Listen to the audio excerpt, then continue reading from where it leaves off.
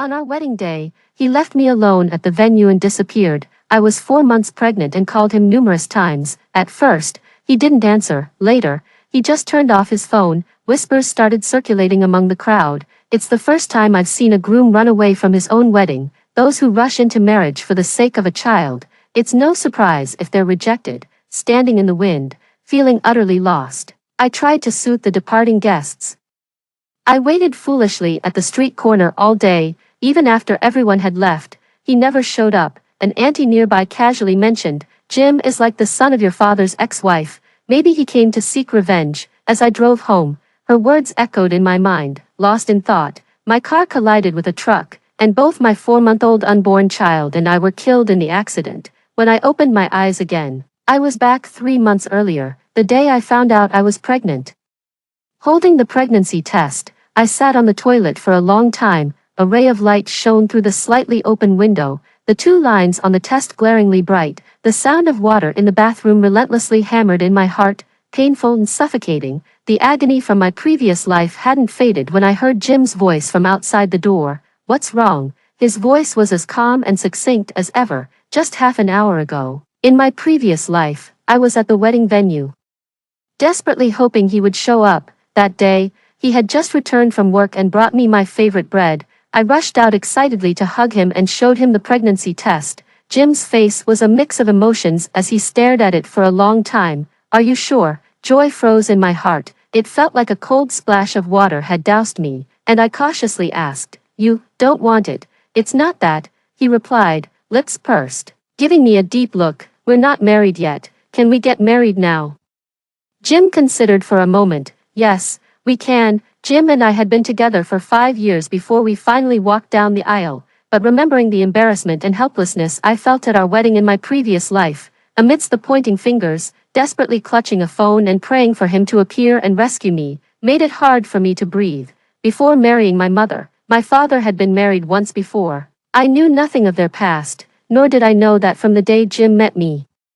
He had been planning to push me into an abyss. When Jim entered, I was pale, shrinking into a corner. The pregnancy test was hidden in the trash can. His tall figure blocked the light as he crouched before me, brows slightly furrowed. "What's wrong?" He carried a weary scent, and I knew he was busy and sometimes couldn't attend to me. In the beginning, he was extremely attentive, and I took his love for granted. But I don't know when he started to change into the man he is now. Sharp brows, charming eyes, yet his gaze was dull and obscure. Even when he looked at me tenderly, it seemed heavily burdened. Gradually, I restrained my temper, no longer capriciously demanding him to do things for me.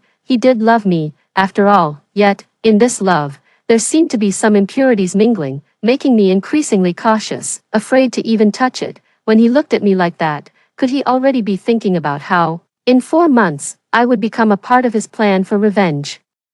Enduring agony on the cold operating table, a 4-month-old fetus, with its placenta already formed, could only be forcibly removed from the womb. What had my father done to him that he would seek such cruel revenge through me? Perhaps the memories from a past life were too embarrassing. This time, I didn't tell him about the pregnancy. I buried my head in my arms, and after a long while, I whispered softly, "It's nothing, just a stomach upset. I'll be fine." After lying down for a bit, Jim's hand paused, then slowly rested on top of my head, gently squeezing my earlobe. His voice, as cool as his fingertips, said simply, "Okay."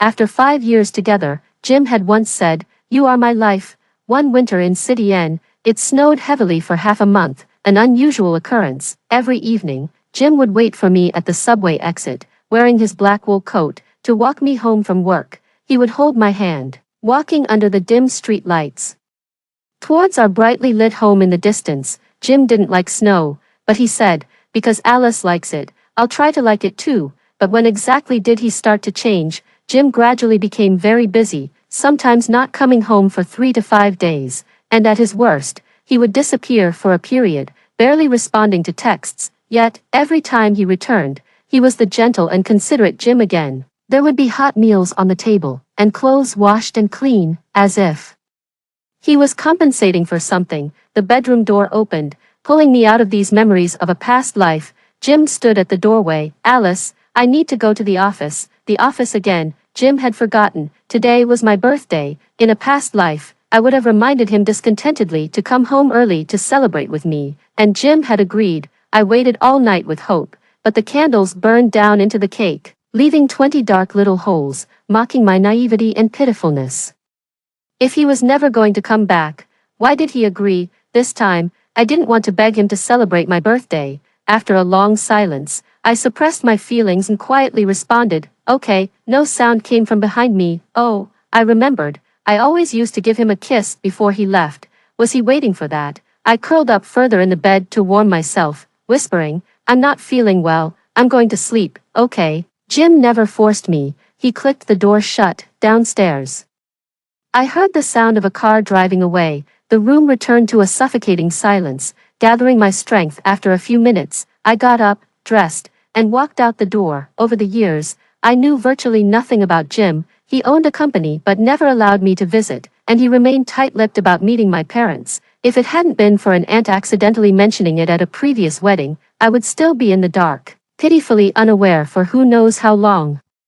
5 years had made me overly dependent on him, but this time, I was determined to break free from that dependence. The autumn wind was strong, howling as it tousled my hair. I hailed a cab by the roadside and provided the address. "Miss, why are you going to the old street alone?" the driver asked. It took a lot of effort to muster a strained smile. "To pick up my partner from work." It was the address of Jim's company. I had only seen it by chance on Jim's phone once, otherwise. He never even told me where his office was. Back then, he would disappear frequently, often not coming home for 3 or 4 days.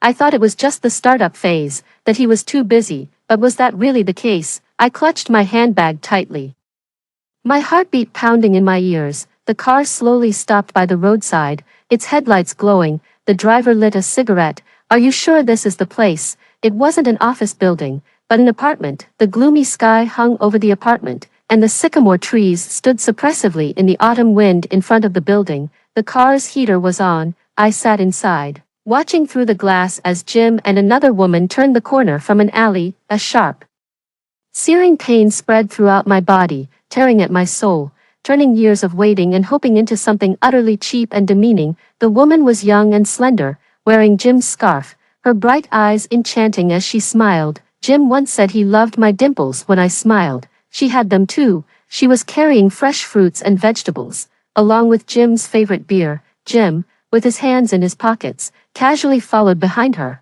a stylish women's bag hanging from his arm.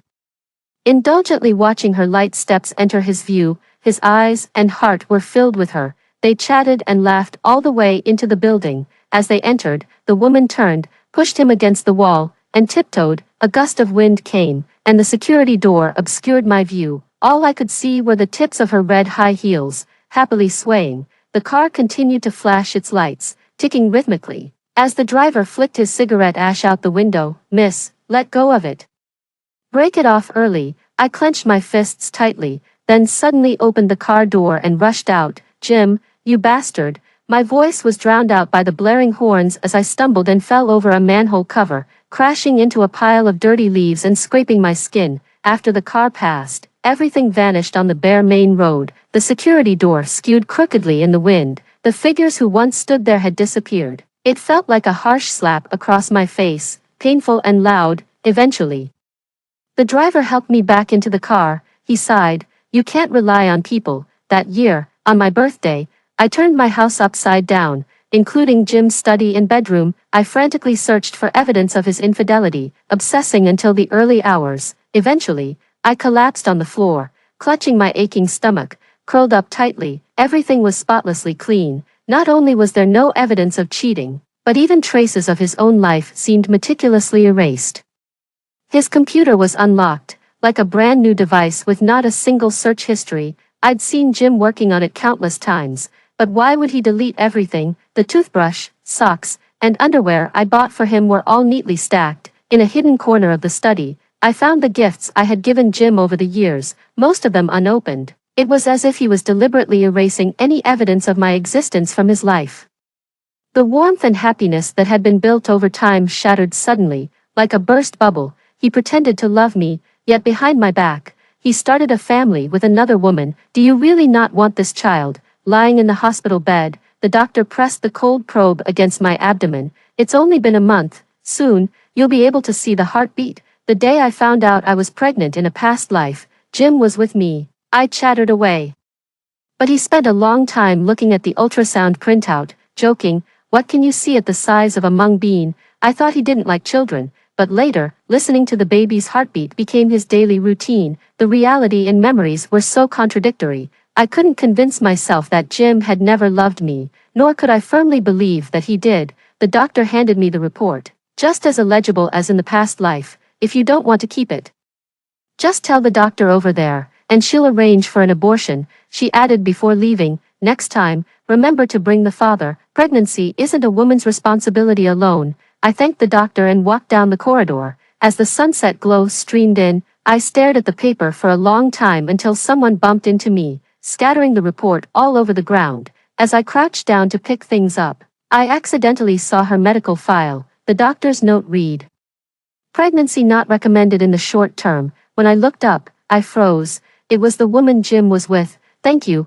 she said hurriedly, her face pale as if she had been crying, and left without another glance. I had read many posts before. Couples who can't conceive would try everything possible, through different means, to have their child. This speculation wasn't far-fetched. I don't remember how I left the hospital. Standing by the roadside, Jim's call came through. "Alice, you're not at home." My voice was nasal. "Yeah, got a bit of a cold.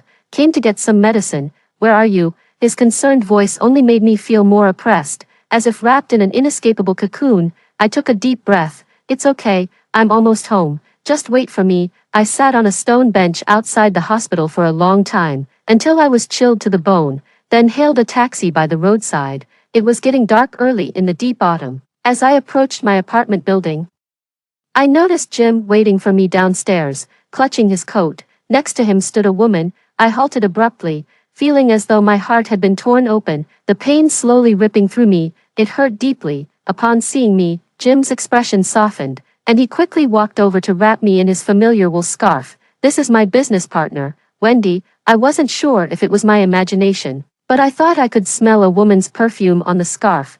Wendy had just reached out her hand, saying, "Hello, I'm..." Suddenly, a wave of nausea surged from my stomach, and I found myself kneeling by the flower bed, retching uncontrollably. At that moment, I wanted nothing more than to scream at Wendy to leave, and for Jim to leave as well. Wendy watched me from the side. Jim crouched beside me, patting my back and offering me a bottle of water, asking, "Are you still feeling unwell?" His gentleness returned, the kind that could deceive many girls, all the details perfected.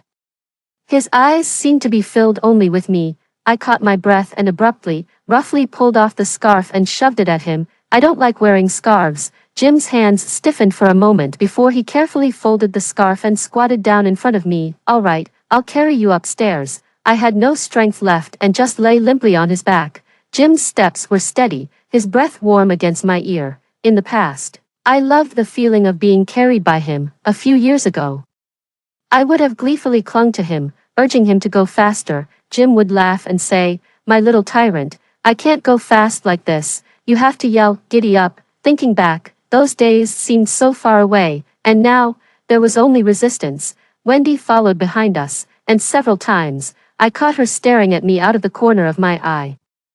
Her gaze made me feel like an item up for sale. I thought, it's time for me to leave. The lights were on at home, the table was set with dinner, and in the center, there was a delicate little cake. Jim opened a pack of candles and inserted 24 of them. "I couldn't be with you yesterday, Alice, so let's make up for it today." Wendy's presence made it impossible for me to utter a word. She sat across from me, smiling. "I heard it's your birthday today. Can you drink?" I shook my head. She lifted her glass with a hint of regret and lightly wished me, "Happy birthday." I suddenly found it all so ironic. What right did she have to wish me a happy birthday after spending a night with Jim and then showing up pretending to care, feeling like I had a fishbone stuck in my throat? I stood up. "I'm feeling unwell. I'll go rest now." Looking at the untouched food on the table, Jim pressed his lips together. "I'll take you to the room." That meant he planned to come back out. No need.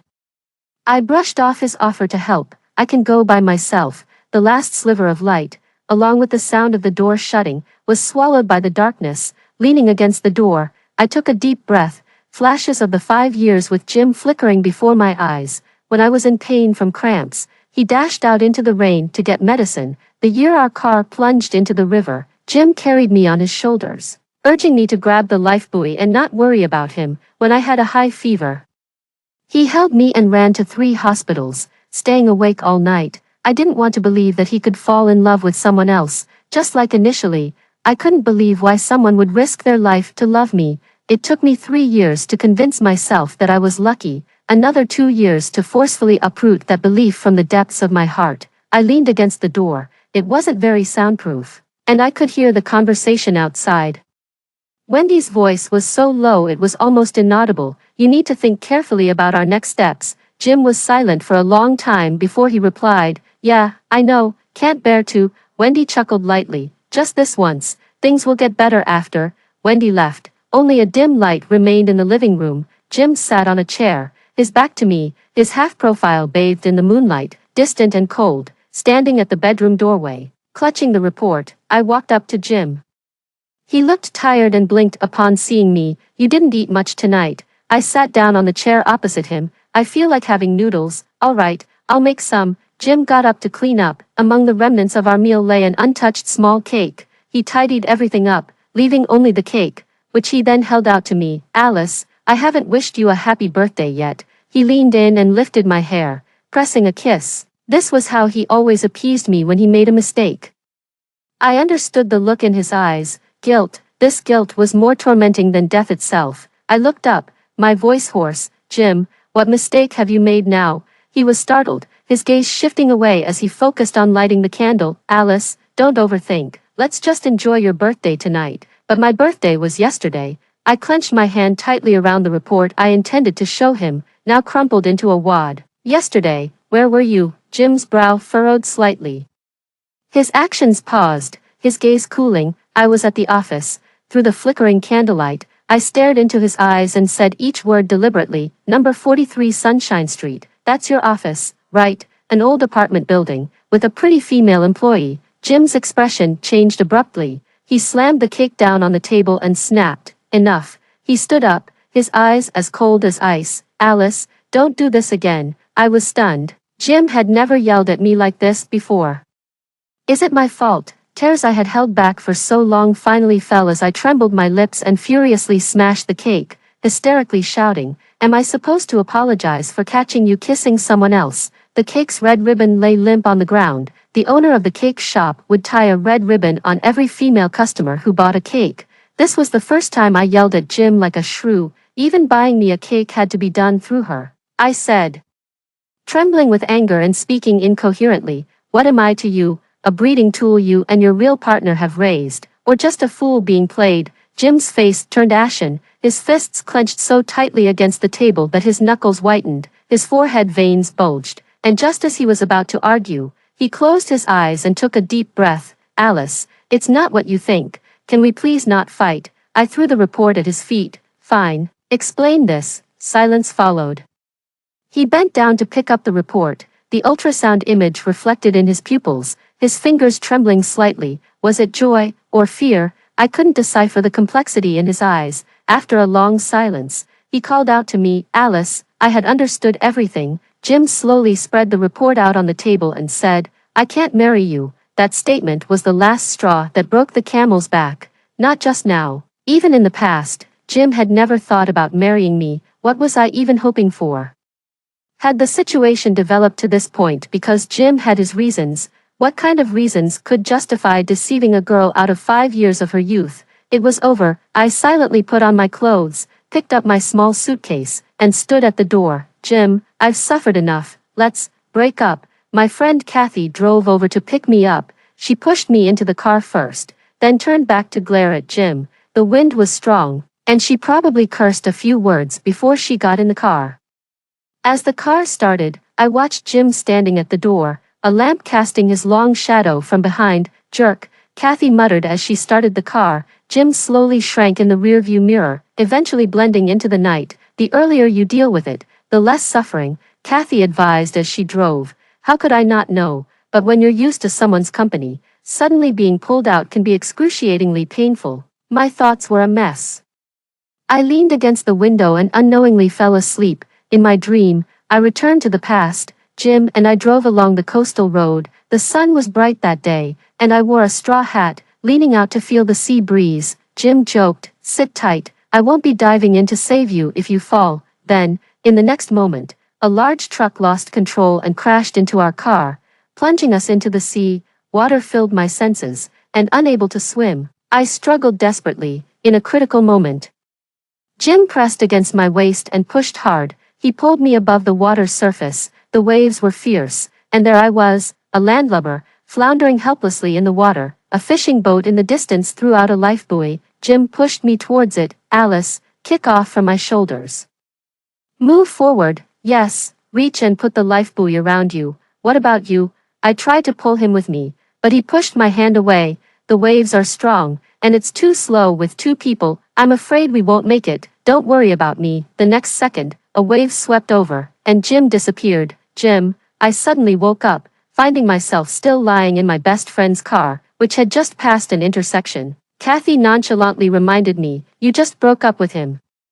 Outside the car window, it had started raining at some point, getting colder day by day since the onset of autumn. I remembered the day Jim was knocked down by the wave. Later, fishermen found him clinging to the boat's ladder, half submerged in water, nearly exhausted. Jim had just climbed aboard, rolling over to lie back on the deck, the glaring sunlight unforgivingly shining on his pale face. I knelt beside him, crying nearly to the point of collapse. Jim hooked his arm around my neck, pulling me down to kiss me passionately. He said, "Alice, I will always love you." A loud honk snapped me back to reality. Jim was gone. Only the red brake lights ahead and the dense autumn rain remained. "Alice, everything will pass." "Yeah, everything will pass." I shrank a little. "Next week, we'll terminate the pregnancy. This life that I had looked forward to for 4 months. It was time to say goodbye." I saw Wendy again 2 weeks later. Kathy was with me, coming from the hospital. When we happened to see her coming out of the clinic, joy was written all over her face as she repeatedly thanked the doctor inside. The doctor advised, in the early stages of pregnancy, avoid vigorous exercise and be careful even between spouses. The voice seemed to come from far away. So, they were having a child.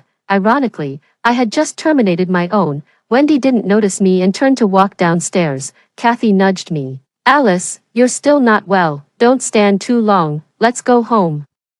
I hadn't told my parents about this. They were very traditional, and because I was pregnant before marriage, they had scolded me for a long time in the past. I didn't want to continue getting scolded. Kathy's car was parked in the hospital's rear parking lot. Passing through an outdoor passage, I encountered Jim. In the chilly late autumn weather, he stood at the drafty spot, wrapped in a black windbreaker. It looked like the one I bought him last year. He stood tall, leaning against the outer wall, eyes cast down, like a husband waiting for his wife's pregnancy checkup results. By the time I thought of leaving, he had already seen me. He straightened up instantly. The wind made the report in his hand flutter loudly. For a moment, neither of us spoke. Kathy clicked her tongue. "Let's ignore him, child." Jim hesitated to speak, his dark eyes fixed on me, his face pale. I stuffed the paper into his coat pocket, lifting my reddened eyes. I had the abortion. Though I intended to hurt him with my words, they came out choked with emotion. Jim was stunned for a moment before he slowly took the paper from his coat, bowed his head, and unfolded it. After the abortion procedure, a tear dropped onto the back of his hand. Jim didn't speak for a long time. How ironic. Was he actually hurt by this? The wind was getting colder. I wrapped my coat tighter around me and walked past him. Behind me, I heard his strained voice. "Alice, from now on, let's not contact each other." I kept walking, but tears started to fall. "Jim, what are you doing here? It's too cold. Where's the car?" Wendy appeared out of nowhere, talking non-stop, then suddenly stopped. Perhaps she had seen my retreating figure. "Let's go," Jim's voice called out. I quickened my pace and got into Kathy's car. Kathy was furious. "Jim graduated from business school, right? My cousin is there too. I'll make sure his school knows what kind of monster they've taught." I looked back at the end of the alley, which was now empty. After the abortion, I really had no appetite. Dinner was just a bowl of hot porridge quickly consumed. Kathy spent the afternoon on the balcony talking to her cousin on the phone. When she came back, her expression was serious. "Are you sure Jim graduated from business school?" I swallowed the last bite slowly. "Yes." My cousin said there was no one named Jim in their graduating class, Kathy murmured. You've been deceived.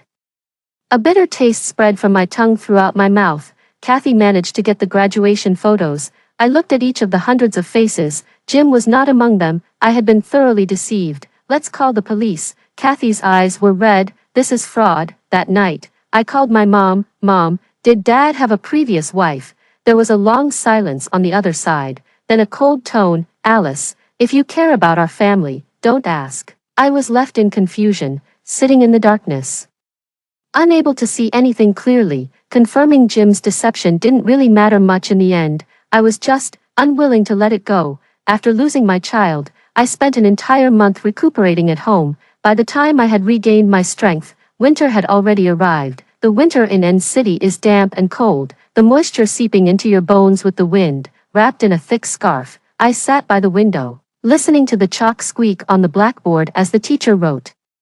I was preparing for my postgraduate studies again, Kathy said. If I couldn't move on, I should immerse myself in studying. The days in November get dark early. Through the window glass, I could see my reflection. It had been 3 days since I last thought of Jim, not even in my dreams. The beginning is always hard. Every night, I dreamt of my past with Jim. The first time he took me skiing, the first time he took me diving, the first time he gave me the life buoy, ensuring my survival over 5 years. He had instilled in me countless times the idea of living well. He must have said it tens of thousands of times. If there was danger to life, I should run. Kathy wanted to delete our chat history. Just a second before she pressed the delete button, I suddenly burst into tears. Kathy, I can't move on. As Kathy said, every betrayal or lack of love has its signs. But the Jim from my past seemed to have loved me from the beginning to the end. I couldn't understand it, neither could she, fortunately. Not understanding doesn't mean the end of everything. The coursework was intense, and I often stayed up late into the night studying. I wanted to go beyond N City, to meet people from all over the world. One morning at the end of November, I suddenly received a call from an unknown number. My phone vibrated. My heart skipped a beat as I answered. No one spoke. I squeezed my pen. Jim. A gust of wind came through the phone and then it hung up. I knew it was him, staring at the dimming phone screen. I was lost in thought for a long time. Kathy slept sprawled out behind me, mumbling as she turned over. I tried to call back, but the phone was turned off. The electronic calendar on my desk showed November 29th. That was supposed to be our wedding date. Time flies so fast. It had been 3 months since we broke up, though it's hard to detach oneself from a relationship. Thankfully, everything was moving in a better direction. I was putting in serious effort. The next day was a day off. Kathy dragged me to the garden hall to check it out, as she was getting married next month and wanted to scout the venue, the garden hall. It had been a long time since I last thought about this place, in a past life. It was here that Jim had left me, 4 months pregnant, exposed to the mocking stares of everyone, with nowhere to hide. It must be said, the garden hall is a favorite spot for young couples, open air, with a Western style, bursting with flowers in the summer, and in winter, decorated with pots of flowers brought from the greenhouse. Romantic and stylish. Kathy was still talking to the venue manager about booking a date. The manager shook his head. I'm sorry, we're fully booked, ma'am. I really can't make it any earlier. Kathy pointed disapprovingly at the empty venue. It looks like there's no one here today. Don't try to corner me with exorbitant demands, the coordinator replied awkwardly. We do have a booking for today. You're kidding, right? It's already 10 o'clock. Where are the people? I don't know. I sat under the pergola, tucked into my down jacket, staring blankly at the venue, in my past life, to secure this date. Jim and I hurriedly put down a deposit as soon as we found out I was pregnant, just ahead of another couple. Back then, the wedding company even tailored the venue to my preferences. Looking at it now, it might just have been a standard template. After all, the scene before me was just like it was back then. No integrity. I exhaled a cloud of warm breath and rubbed my hands together. The assistant was whispering to the coordinator. Mr. Jim said there won't be a bride today. He will come by himself. I slowly stopped what I was doing and looked towards the speaker. Mr. Jim, let's go. Alice, let's find another place, Kathy said, pulling me along. Clearly annoyed by the failed negotiation, the coordinator continued to argue with the assistant, exclaiming, how absurd. Why waste the venue without a bride? Is he marrying himself? I got up, heavy-hearted, and Kathy pulled me a few steps, then I suddenly stopped. I want to sit here for a while, you go ahead, are you feeling unwell? Kathy asked worriedly, I should take you home first. No, I smiled, there's someone I know over there, I'll just say hello. Kathy nodded, contact me later then. The coordinator walked away cursing. I sat down in an inconspicuous corner, hands in my lap, like a detective lost in thoughts, staring unblinkingly at the distant open-air chapel. Half an hour later, I saw Jim. He had lost some weight, his eyes dark and deep, dressed in a suit, with a groom's tie around his neck. My mind exploded with a bang. I stood up and slowly walked a few steps forward. He wore the clothes I had designed for him in my past life. The tie pin was the same too, standing at the end of the corridor, looking towards the far end, like a groom who had arrived too late. For a moment, I was dazed, seeing myself standing there, holding a cell phone, helpless, calling out Jim's name. The two scenes finally merged. Jim pulled out a ring and held it up. Alice, will you marry me? Suddenly, the wind stopped. A pain suddenly burst from my heart, hitting my chest, growing more intense. I stood behind Jim, watching him talk to the air. He still hadn't noticed, holding the ring, his expression lost. What was he waiting for? Was he waiting for me? Jim held the ring up for a while, then finally dropped his head in resignation, sighing, I wanted to put this on your finger myself, but until the end, it never happened. You must be having a hard time with our 4-month-old little one. I suddenly grabbed the decorative vines, shivering all over. Jim, has he also been resurrected, or has he already died once? The cold air rushed into my nostrils, and it felt like I had fallen into an ice cellar. His voice trembled as he spoke. I'm sorry, Alice, he cried, bowing his head to wipe away his tears. I took a couple of steps forward, opened my mouth to speak, but at that moment, Jim's phone rang from his suit pocket. He answered the call, rubbed his face, and with a hoarse voice said, Okay, I'll rejoin the team right away. It felt like a cold bucket of water was poured over me, the tightness starting in my throat and slowly squeezing my heart.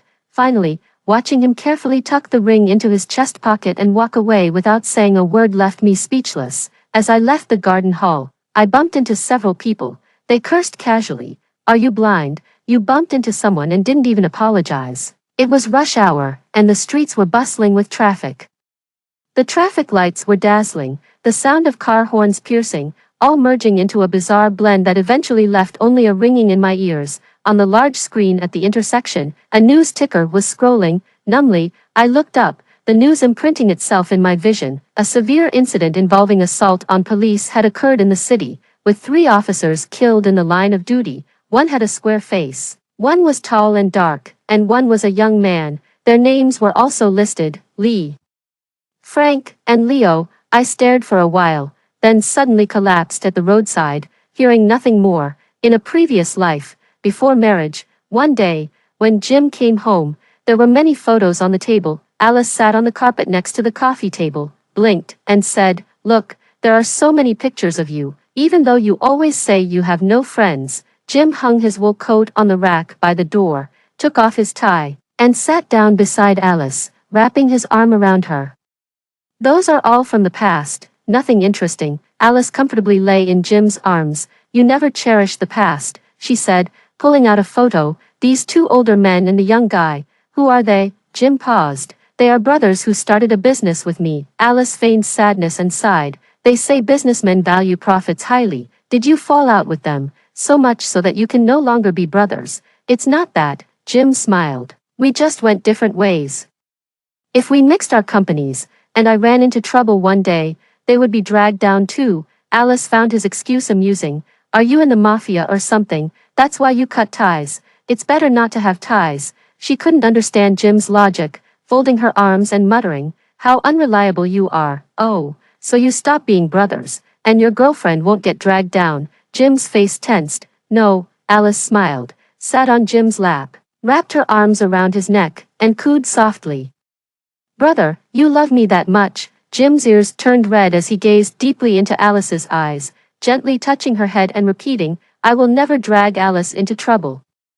Suddenly struck by a thought, Alice leaned closer and said, what if I really am unlucky? Jim pondered seriously for a moment before replying, then we should stop seeing each other. This was the angriest Alice had ever been since they started dating. She twisted Jim's arm and scolded furiously. Are you being stubborn? It's not a matter of life and death. Is there any need to cut ties with me? Stunned by her outburst, Jim tried to kiss her with a slight smile, but Alice, still annoyed, dodged and continued, even if you cut ties, I'll stick with you unless you truly don't love me anymore. Jim laughed at her words. Is that all you need to say? I have to believe it too. Alice pinched Jim's ear, biting it in frustration. How could you not love me when you look at me with so much love in your eyes? Jim didn't reply but stared distantly at a group photo. The photo, lying quietly on the table, showed from left to right, Jim, Lee, Frank, and Leo, who was still in college. I was brought back by Kathy from the hands of a traffic officer. I had been sitting paralyzed by the roadside, unmoving like a fool through half an hour of changing traffic lights. Kathy apologized to the traffic officer outside before getting into the car. Alice, what happened to you today? She asked as she fastened my seatbelt. Did Jim try to manipulate you again? My face was still marked with mud, my body filthy as if all my strength had been drained. I leaned against the car window. Does your cousin know anyone at the police academy? Yes. What about it? Could you ask him to check on Jim for me? In the rearview mirror, my face was deathly pale. Kathy paused while buckling her seatbelt, her expression changing as she seemed to realize something. Okay, this time, it was Kathy's cousin who personally called me, aware of my special relationship with Jim. His first words were, "Don't ask." I clenched my phone, my head throbbing. Is it that there's nothing, or I shouldn't ask? After a pause, her cousin dropped the final word. They know about you. They said don't ask. It felt as though my chest had been hollowed out, utterly empty. Although I had just argued with Jim, some memories seemed unclear while those from a past life surfaced with startling clarity. I will never drag Alice into trouble. This sentence ultimately tore open a gash in my heart and rubbed salt into it. I had been torn apart in the conflict between reality and intuition. At this moment, I finally found the answer, the secret that Jim was hiding behind. What if I really am unlucky? Then we should stop seeing each other. Some things suddenly became much clearer. In a past life, Jim died on his way to a wedding, but he came back. He knew the outcome. So this time, he was not soft-hearted. Alice, I think you've changed. Kathy rested her head, leaning on the table.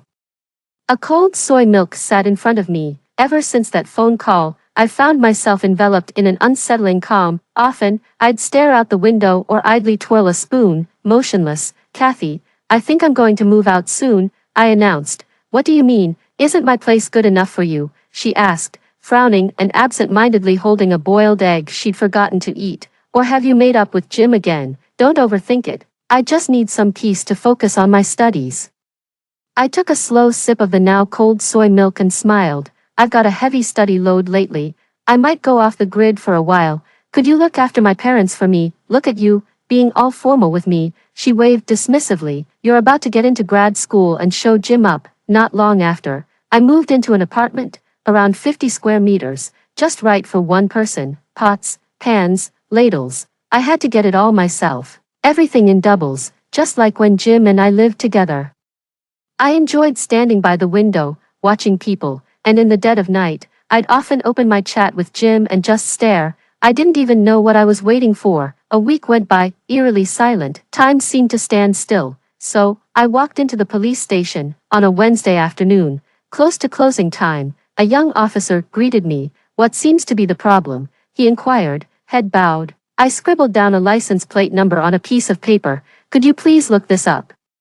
What's the issue? He took it, glanced at it, and asked, hit and run. Sitting across from the officer, I clenched my fists. I'm not sure. It could be a repeat offender, it could be a drug dealer, or it might be nothing at all. It was the truck from my past life, the one that had crashed through the guardrail and headed straight for me. My father had tried to dodge it twice, but it kept retargeting us. It seemed as if it was coming for me.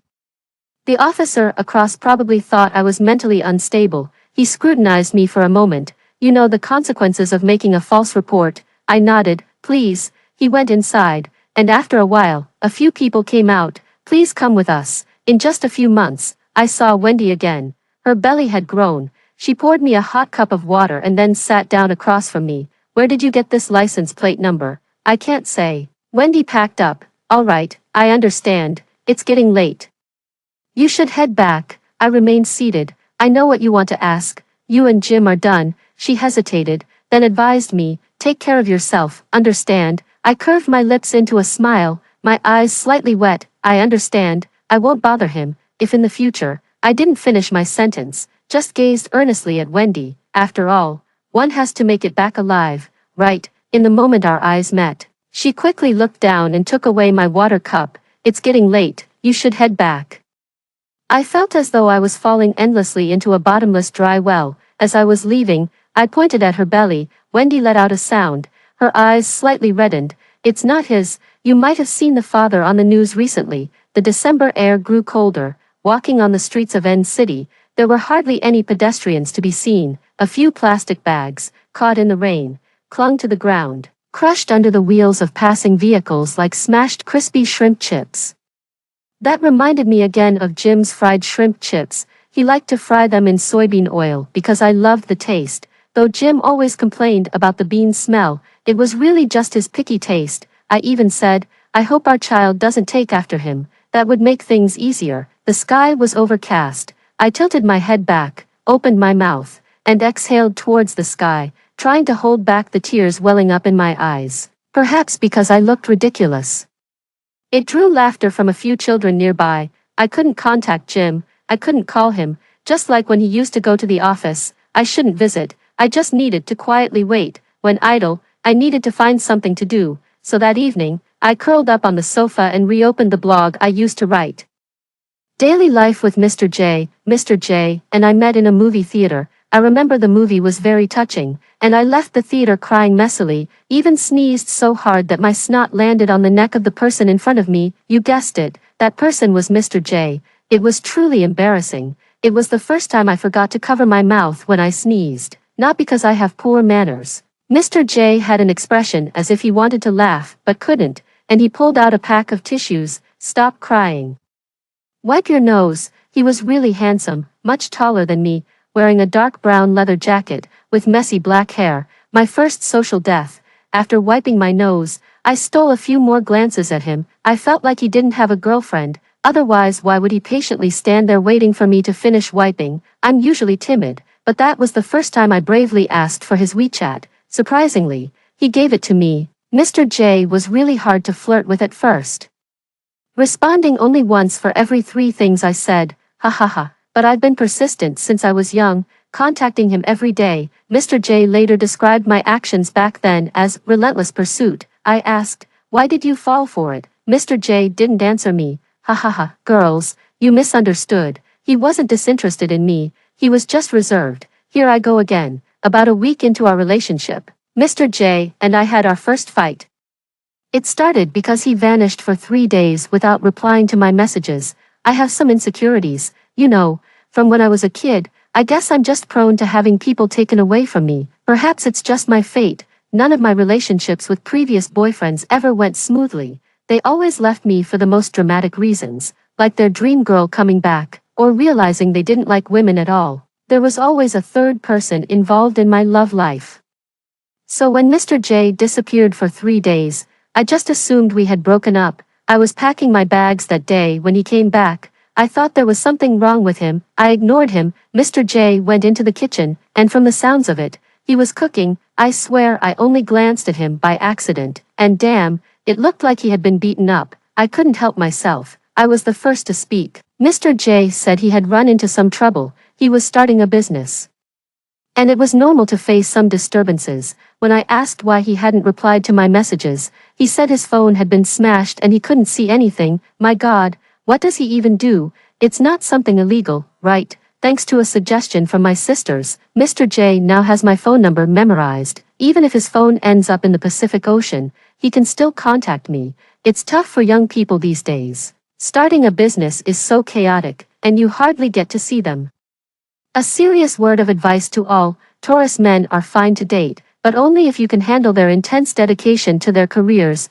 So frustrating. Next week is Mr. J's birthday. I've planned a big surprise. I hope he stays healthy and lives a long life. Sisters, you'll be shocked. Mr. J took me out for a drive along the beautiful coastline. I'll send you pictures later. Sorry I've been gone for so long. Ran into a little accident. I'm in the hospital, but I'll continue updating once I'm better.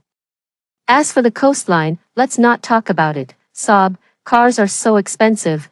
We haven't broken up, so don't speculate. Things are going well between us. Mr. J is a tough guy on the outside but warm on the inside, a real sweetheart. I used to not believe in love, but now that I've really fallen for someone, my heart skips a beat. What to do? I want to get married, but it seems he's not thinking about it yet. Sorry for not being online for so long. It's been almost 2 years, right? Yeah.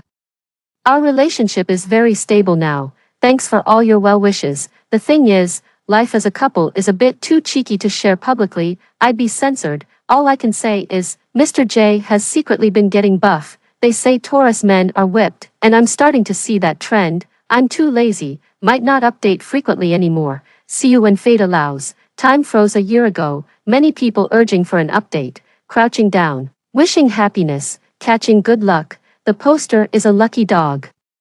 Shared this story and got together with the liked one. Turns out, Jim and I have so many memories. After a year, I've started updating again. I've married Mr. J. It was a shotgun wedding. Went a bit wild. Mr. J has been traveling for work lately. Calls me every day to check in. Hope he can come back soon. Responses came quickly below. Missing person has returned. Sob. My shipped CP finally made it. Need some sweet treats. How many months is the baby? I paused with my fingertips on the screen for a while, slowly typing. 4 months. Congratulations. I'm also 4 months. The comments section was filled with laughter and cheer. Sitting in the darkness, there was a moment. I really felt like I had become the person in the post. I received a private message. Poster, be happy. Thank you, you too. He just left last week, so I am envious to see you. He just left. Yes. Went to heaven. I hesitated for a long time and typed 2 words. Condolences. Then, I frantically turned off the screen. That night, I had a dream. I was on a vast ocean. The waves were big, and the sea breeze was gentle. The bright sunlight warmed my body. I thought I was dreaming about that near-death experience again. But when I turned my head, I saw Jim standing on the deck, waving at me. I felt awkward because I remembered that we had already broken up. What should be the first thing I say? Anyway, I had to say something. Alice, I have to go.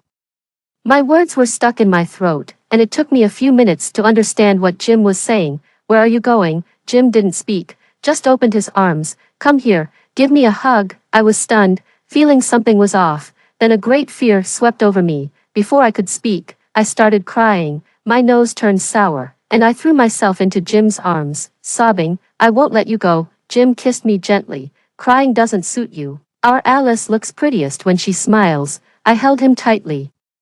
Then I'll smile for you. Can you stay if I do? While crying, I forced a smile and desperately wiped away my tears. Look, I'm not crying, I'm smiling. Alice, Jim touched my face regretfully. I haven't celebrated your birthday yet, and it might be too late now. I want to wish you a happy 100th birthday in advance. No, I sobbed. I don't want to turn 100. Jim's lips moved, and suddenly a tear fell. I'm sorry, Alice. A stain of blood started from his left shoulder and gradually spread, then more bloomed, connecting into a field of crabapple blossoms. Gradually, my vision began to blur. The sea breeze brought the salty smell of the water, and like a person blinded, I clung desperately to everything I could sense. He was disappearing, in a desperate cry.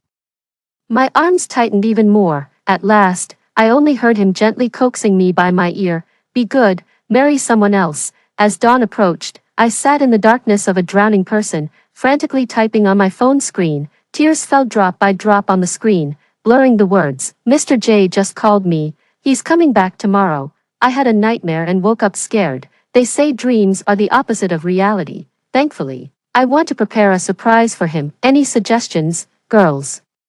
Through the long night, everyone else slept. The only response I got was silence. Until dawn broke, I mechanically put on my clothes like a marionette. I went to the police station. It was too early. The streetlights were still on, bracing against the cold wind. I stood at the door, my hands and feet icy. I didn't really know what I was waiting for. I just waited. Perhaps in the next second, Jim would appear around the corner. I remembered that day at the garden hall. If I had called out to him then, said another word, would I have avoided this long wait? I took out my phone and scrolled through posts. How to win back your ex. Start with a text message. But I was too scared to send one. I composed a message. What are you doing? I miss you. My finger hovered over the send button but didn't press it. I decided to wait a bit longer. Jim was still sleeping. After all, I would send it when daylight broke. Dawn was nearing. The moment the streetlights went out, a black car turned the corner.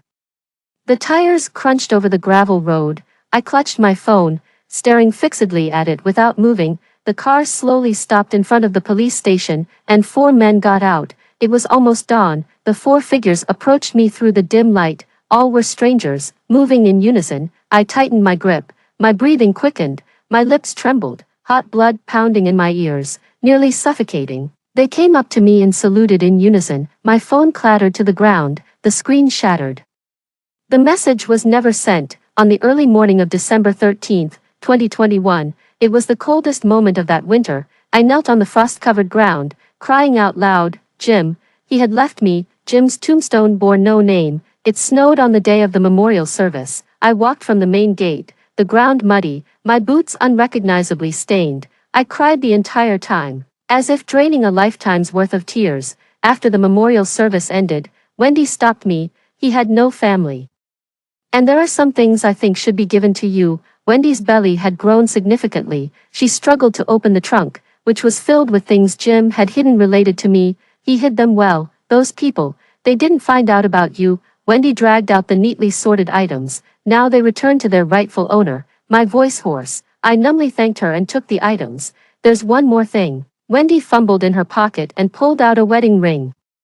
This was found on him. It was the ring Jim had held in his hand the last time I saw him. I took out the ring and slipped it onto my ring finger. It fit perfectly. Wendy hesitated. You could find someone else. I raised the back of my hand. I was married once. I won't do it again. Her words stuck in her throat. Finally, she sighed. Honestly, I think he was quite heartless these past few months. I desperately wanted to distance myself from you. Sometimes, she hesitated. I wonder if you would die if he didn't do that. I stood in the cold wind, silent. Alice, do you know something too? Wendy furrowed her brow. The license plate number you gave last time was correct. Without you, we might have lost more people. And the first time, when he and I went on a mission pretending to be a couple, how come you just happened to be there? If you know something, you must tell us. Do you believe in rebirth? I interrupted her. Wendy choked, clearly not believing. I continued on my own. At first, I thought being reborn was a blessing from God. I guess Jim felt the same, only I did it for myself, and he did it for me. Wendy, I've never felt so despicable. Why do memories become so clear at certain moments later? The day we lost the baby, Jim seemed to cry, and the day before we got married, he called me. The next day, he stood at the wedding venue, confessing to the air. If I had stepped out then, could it have saved him? But I was afraid. I guessed what kind of person he was, and I feared ruining his plans. I always thought there would be another chance. I really looked forward to talking things over, to us coming back together. After so many times, waiting just one more time didn't seem much. I didn't make a scene or call Jim. I thought he would make it. How could he not win in a second chance? Wendy, just now standing in front of his grave. I couldn't figure out how to change this outcome, if death could change everything. I decided to try it. Wendy patted my shoulder with a serious look. It's not your fault. Jim said he was most afraid of your guilt. Some things, he chose not to let you know, and you couldn't know. Alice, try to see it differently. In a few days, I'll take you to see a psychologist. You really need to get some help. The slight opening I felt was abruptly closed. I sobered up quite a bit. Yes, Jim is gone. And there's no one in this world who understands me anymore. Okay, I touched the ring. I still wanted to ask. When he passed away, Wendy swallowed. It was quite peaceful. He didn't suffer. She hurriedly looked down. I have to go now. Something came up, holding a box of Jim's belongings. I stared blankly in the direction she left, my eyes swollen and dry, unable to shed another tear. Turning around, I saw Mom and Dad waiting outside with an umbrella. Dad was holding a bouquet of flowers, placing it next to Jim. A mother-son reunion. Heidi, now you have company. The tombstone marked, Heidi, bore no other name. Mom stood behind, rubbing her tear-reddened eyes. Sister Heidi, I'm sorry, we only just found out he was your son. This must be Dad's ex-wife. Jim was the child she brought along. The sky grew darker, and the first snow of winter finally began to fall. Looking up at the fluttering snowflakes, I suddenly remembered last winter's first snow. When Jim stood downstairs making a snowman for me. Did you make 3? Jim hummed a yes, 2 big ones. 1 small one. My face flushed as I chased after him playfully. Oh really, Jim, you're shameless. Jim, his ear in my grip, laughed and begged for mercy. All right, I'll stop, whatever Alice says. I knelt in front of Jim's tombstone, holding the snow, and crafted 3 miniature snowmen, 2 big ones, 1 small one. Pointing at them, I said, Jim, look, it's you, me, him. My parents were waiting outside the gate. Alice, it's time to go. I wiped my tears. Touched the tombstone again. I can't keep coming here all the time, but don't worry, I'll carry you in my heart. Jim's monologue. When did I realize that Alice had also returned? It was probably when she was huddled in the corner, hiding the pregnancy test in the trash. I was always worried that she would be targeted for revenge, so, after laying low for many years and emerging victorious, I decided to marry her. But such matters don't just end because some threats are eliminated. There were still those who slipped through the net and targeted me and Alice. I was killed on my way to our wedding. A piece of rebar pierced through me, pinning me inside the car. I was just a kilometer away from the wedding venue. When I died, I didn't even dare to look in Alice's direction, fearing that they might smell the scent and find her waiting at the wedding. I always thought that being reborn was a divine gift to me. It reminded me, with a fatal end, to think of a contingency plan for Alice earlier. Upon rebirth, I found myself standing outside the bathroom door. I remember that day vividly because, in a few minutes, Alice would run out exhilarated, telling me she was pregnant. During those minutes, I prepared myself to say goodbye to Alice, even crafting arguments to persuade her to terminate the pregnancy. Those words would pierce her heart like a knife, just like in my past life. A moment's hesitation had made her unhappy. Would she lash out if I now suggested an abortion? 3 minutes felt like an eternity yet fleeting, and all was quiet inside. What's wrong? A sudden bad feeling overwhelmed me, and I pushed the door open, only to see Alice crouched in a corner. In that moment our eyes met. I saw a shattered desperation. A chill ran through me. They had found Alice. I had once protected Alice so well that no one, not even by dissecting my body, could trace her whereabouts. Yet, Alice was still dead. She was reborn in a tiny bathroom, like an abandoned child, hiding the pregnancy test in the trash, ready to face everything alone. Why had this happened? I couldn't figure it out, but there was still another path to take. And I hoped it wasn't too late. Alice didn't move. I wanted to hold her, but I restrained myself. I couldn't give her any false hope. A wall built from despair would later serve as her protection. Truth be told, I couldn't bear it either. Alice's 24th birthday was approaching. In my past life, I missed her birthday due to a special mission, and she gave me the cold shoulder for about a week, not speaking to me. Our time together was running low, and I didn't want it to be like that again. So, when the mission ended, I told Wendy, yesterday was Alice's birthday, then let's make up for it.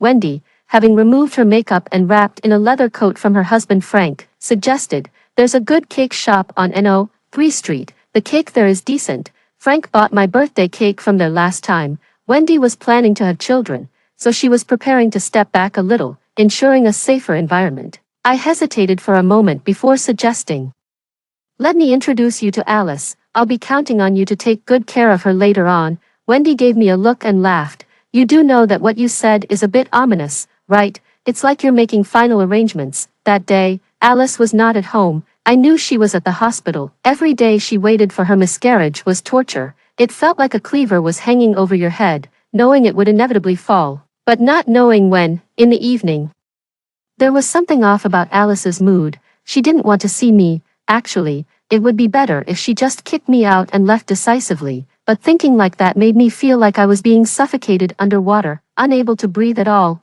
Wendy stared at the cake for a while, then remarked, the owner tied a ribbon around it. What about it? He only does that for female customers. I thought for a moment. Oh, I was in such a hurry when I went.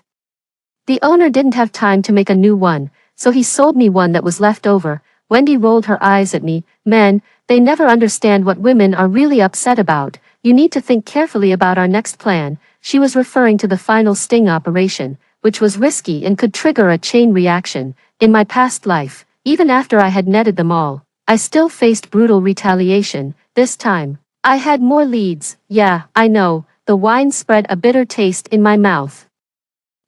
I gestured toward the closed bedroom door and sighed. Can't let go. Wendy chuckled lightly. Just this once. It'll get better afterward. Indeed, things will get better gradually for Alice. Wendy left. She was also in a bad mood today. I heard her husband Frank had recently been injured. Colleagues always tease them, one in narcotics and the other a criminal detective, calling them the law enforcement version of the Smith couple. As I pondered my next move, the bedroom door opened.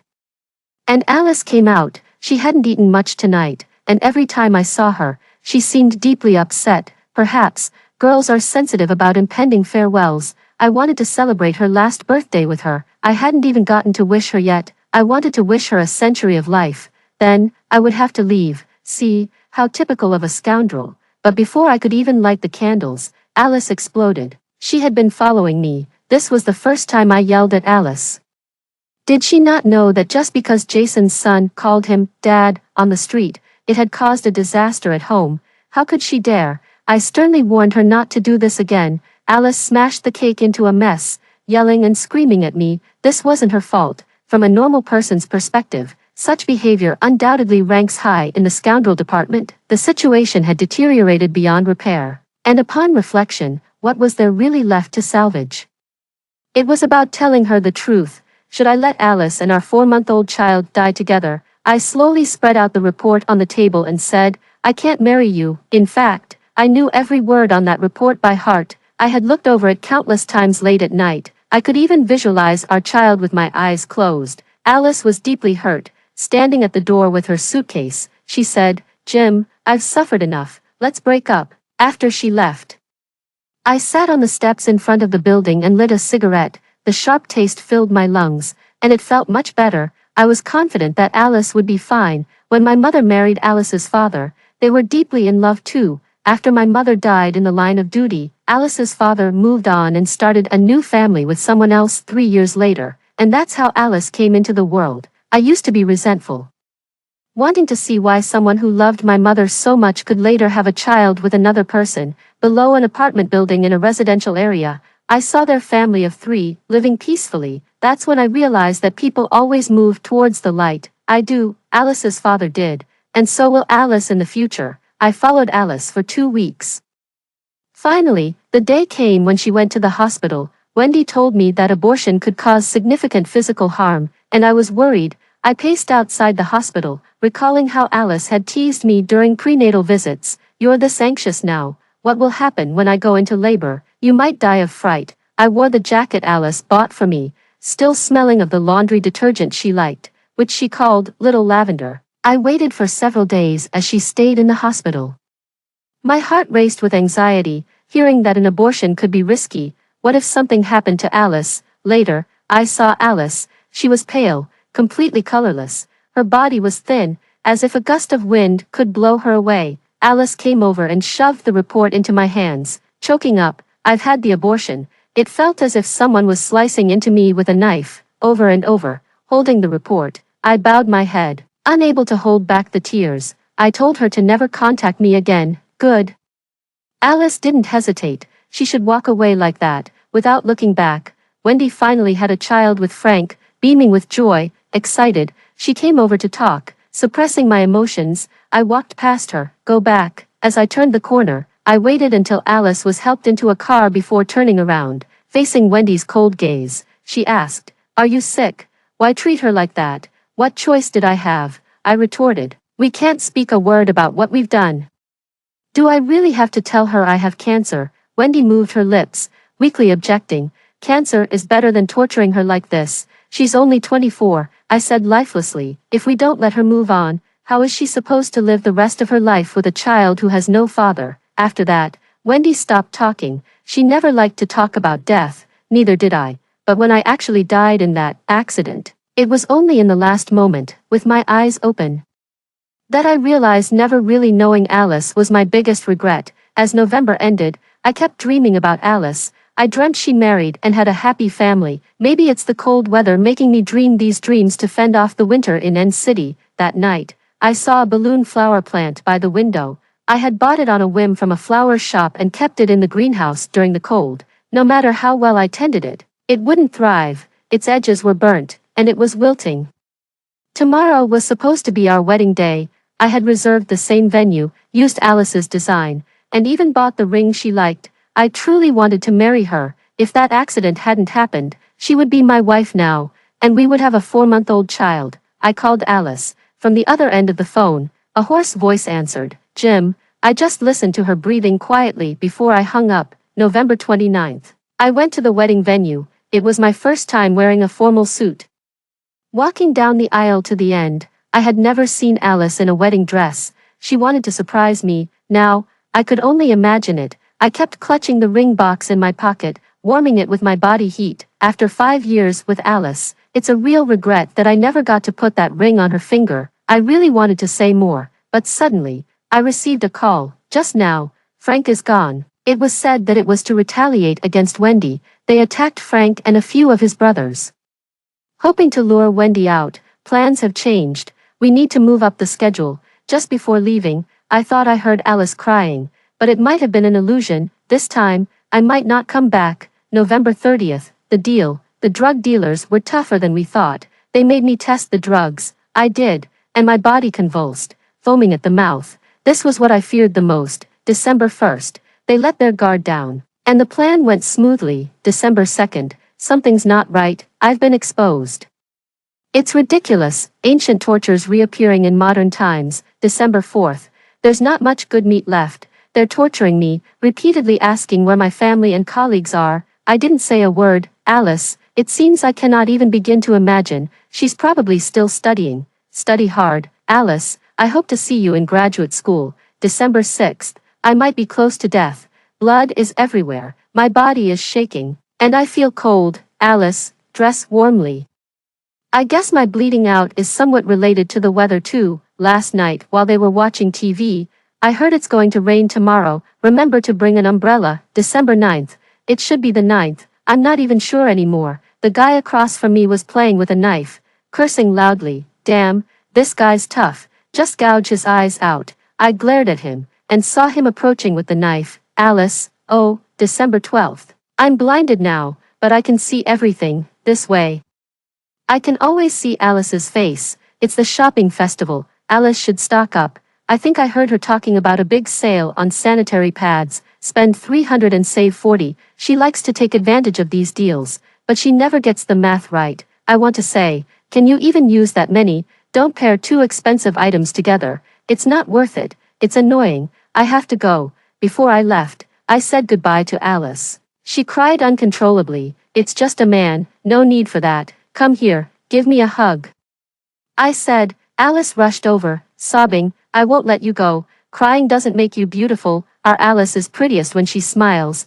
Then I'll smile for you. Will you stay if I smile? Look, I'm not crying. I'm smiling. Alice, I regretfully touched my face. I haven't celebrated your birthday yet, and it might be too late now.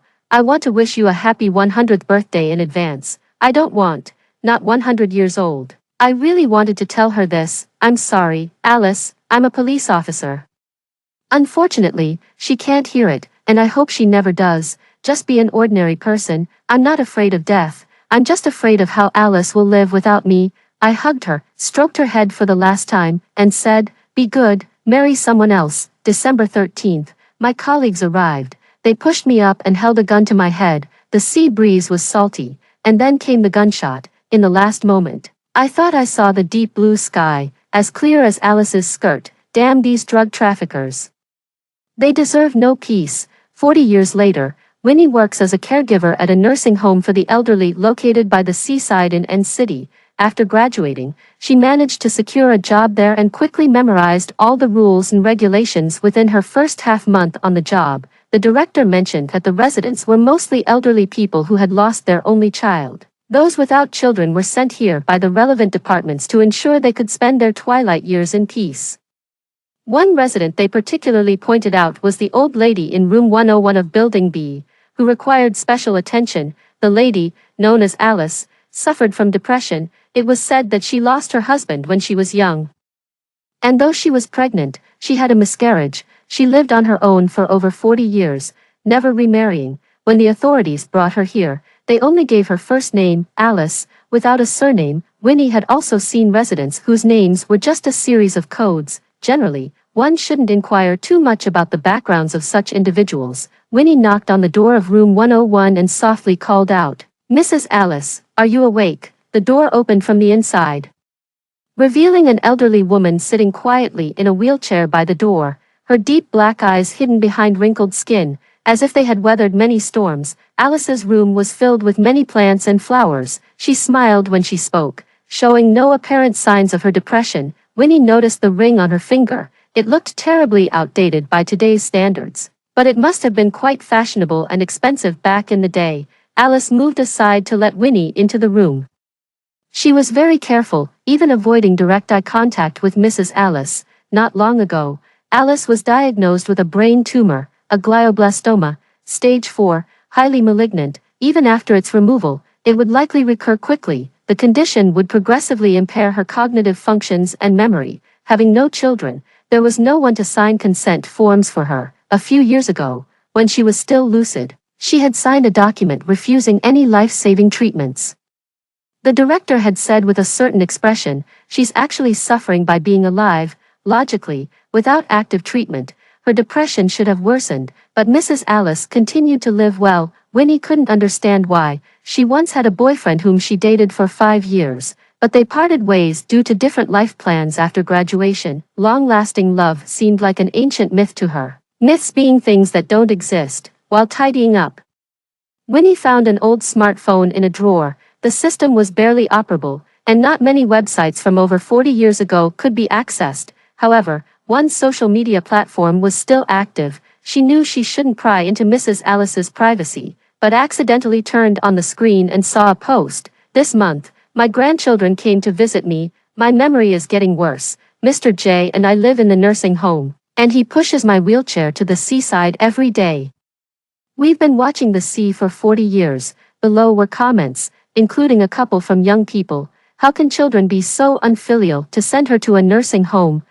It's really sad for those who've lost their only child." The most recent post, from just a few minutes ago, read, "Today, I dressed up beautifully to meet Mr. J." Winnie felt a strange sensation stirring within her. She couldn't quite put her finger on it. When she turned around, she realized the room was completely empty. A cold sweat broke out instantly. Rule number 1 of the regulations: never let the person you're caring for out of sight. Winnie stumbled out of the house, frantically calling her colleagues. The situation alarmed the head of the institution. Security footage was urgently reviewed and revealed that Grandma Alice had taken her wheelchair down the small pebble path at the back door, heading straight towards the expansive sea behind the nursing home. There, steep cliffs loomed. Everyone rushed out. By then, half an hour had passed since Grandma Alice had left. The head of the institution had already mentally prepared his resignation letter, but fortunately, since Grandma Alice had no relatives, no compensation would be demanded. At the end of June, the warmth of summer had not yet fully filled the seaside. A cool breeze blew from the sea under the bright sunshine, making for a beautiful day. Winnie was the first to reach the spot. On the bare cliff, a small wheelchair was parked at the edge.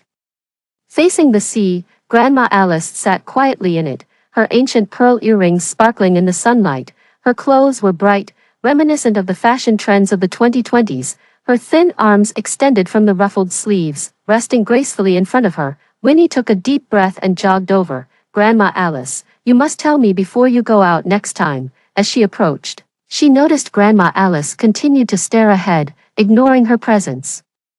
Although Grandma Alice had become slow to respond due to her illness, she would still react when called by her name. Winnie slowed her pace, and for some reason, as she looked out over the vast coastline, she felt like crying. She gently placed her hand on Grandma Alice's shoulder. Her body was already cold. Winnie had seen many elderly people pass away. Grandma Alice had left quietly one sunny morning, facing the sea. She was 64 years old. She died of cancer. The head of the institution and others, sensing something, slowly halted their steps. Behind them, on the 4-story, earth-colored building, a banner hung, freshly placed the day before, June 26th, International Day Against Drug Abuse. Cherish life. Stay away from drugs, saluting all police fighting on the front lines. The head suddenly remembered the day Grandma Alice arrived, when she had asked him, only 3 years into his role. Today is International Day Against Drug Abuse. Can we put up the banner? Alice's epilogue. A few months after Jim's death, Wendy pulled me down from the rooftop. She yelled, "Are you crazy? If you die, how can I face Jim?" I collapsed on the ground, saying, "He came to see me before he died." Wendy said, "Daydreams and night visions. He's gone. Look forward. Live well." It was as though I hadn't heard her, and I continued, "He was on the deck, his left hand injured." At those words, Wendy cried. I knew I was right. When I saw Jim, all that was left was a box of ashes. I feared he didn't even have a complete body left, so that day, Jim really did come to say goodbye. I calmly told her, "Wendy, do you believe that there are souls in this world?" Wendy choked up. "I hope there are," because her husband had also died that year. She said, "I have a mission, so I can't die." "Alice, you need to find your mission." "Yes, I need to find my mission, beyond death. There are things that matter more." From that moment, I dismissed the thought of death and joined an advocacy organization. I dedicated 30 years to it. Jim must be watching over me. I can't let his hard work go to waste. My parents repeatedly urged me to get married, even trying to take the ring off my finger a few times. During those arguments, I banged my head and bled profusely. My father yelled in frustration, "The dead are gone, but the living must go on with their lives. Look at what you've become." What have I become? I'm healthy, good-natured, and a law-abiding citizen. Is it wrong that I simply don't want to love another? I don't expect them to understand me, and they don't wish to understand me either. So, my parents continued their urging for decades until, eventually, age took its toll and they could no longer persist. Later, they passed away, and I was left alone in the world. All was quiet. I kept updating that post, but the readers became fewer and fewer. Young people prefer passionate, fleeting romances, quite like we were back in the day. In the post, I wrote about the happy, fulfilling latter part of life I envisioned with Jim, surrounded by children and grandchildren, in a peaceful country. Sometimes, I would look at the ring and remember that winter when Jim stood at our wedding venue and spoke to me. The me from a past life waiting at the end, and Jim in this life, slipping the ring on my finger. Wasn't that essentially a marriage? I lived another 30+ years, and one morning, while going downstairs to buy groceries, I fell and broke my leg. After the surgery, I couldn't walk anymore. Later, I was sent to a nursing home by the sea. People say it's pitiful to end up in a nursing home, lonely and unloved. But I don't feel that way. This is the closest I've been to Jim. Since developing brain cancer, my memory has deteriorated, but Jim's face has gradually become clearer. He often sits beside me, chatting. "Alice, you're not planting flowers right. They say lazy people shouldn't garden, you'll overwater them." I'd retort, "Quiet, you're just supposed to look at the flowers." Or when I'm eating, he'd start nagging, "Eat some meat, don't be picky, you're already not well." Sometimes his nagging annoys me, and I argue with him, but during moments of clarity, I realize that these are just memories of our life together. This year, I turned 64. Since the year I was 24, when Jim died, I've strived to live another 40 meaningful years. This morning, my mind was unusually clear. The sea breeze blew in through the window, and I found myself missing him. With Winnie packing up things behind me, I decided to go see the sea, crossing the pebbled path, pushing the wheelchair. I broke out in a sweat. Upon reaching the summit, the warm sun hung high above. The vast azure sea stretched endlessly. I opened my mouth and called out a name I hadn't called in over 40 years. Jim. There he was, just as he looked in his youth, with his dark, tousled hair and gentle eyes. When he smiled, his eyes were filled with my reflection. "Alice, come here, give me a hug." He took my thin, frail hand, crouched in front of the wheelchair, and opened his arms. I smiled. "Do I look pretty today?" "Very pretty." Suddenly feeling light, I stood up from the wheelchair, my slender, pale arms looped through Jim's, the diamond ring on my ring finger as pristine as ever. I adjusted my wedding dress and chuckled. "I'm wearing high heels. You'll have to hold on to me." "Of course." Jim looked at me tenderly. Seagulls flew in the distance as Jim and I intertwined our fingers, like a couple about to enter the sanctity of marriage, heading towards the warm sun. "Alice, let's go home." After hearing the story above, what are your thoughts? Feel free to share your opinions in the comments section. Looking forward to hearing from you. If you liked this story, don't forget to like it, share it, and subscribe to my channel. See you next time.